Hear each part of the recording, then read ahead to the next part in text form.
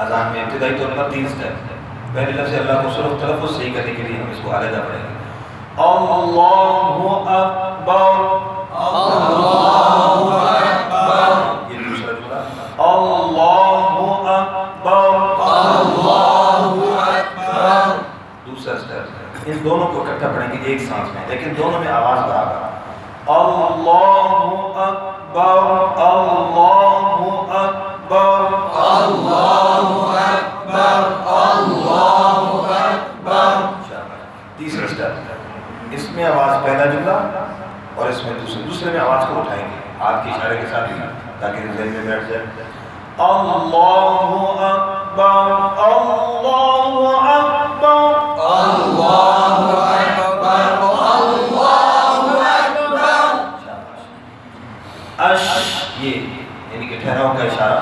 अशहदु अल्ला इलाहा इल्लल्लाह, अशहदु अन ला इलाहा इल्लल्लाह।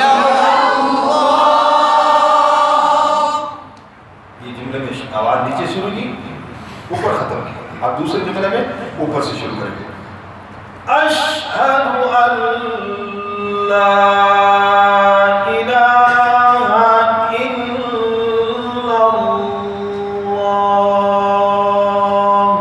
अशहदु अन ला इलाहा इल्लल्लाह।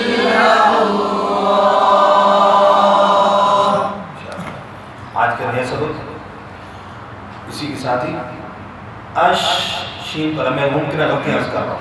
अश कल कराना हो, अशहादु हा को लंबा ना किया जाए, अशहदु दाल पे पेश हों लोगों को, अन्ना नून पर गुन्ना, मुहम्मद मीम पर गुन्ना, दर्वा यहाँ पर अक्सर शद रह जाती है, मुहम्मद रसूलुल्लाह, मुहम्मद रसूल, वा को पूरा भी पढ़ना है, शद का ठहराव भी करना है, ठीक है।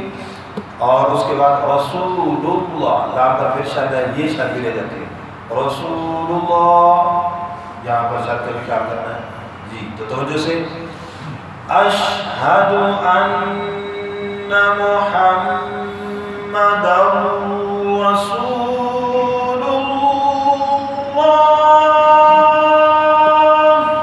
अशहदु अन्ना मुहम्मदर रसूलुल्लाह।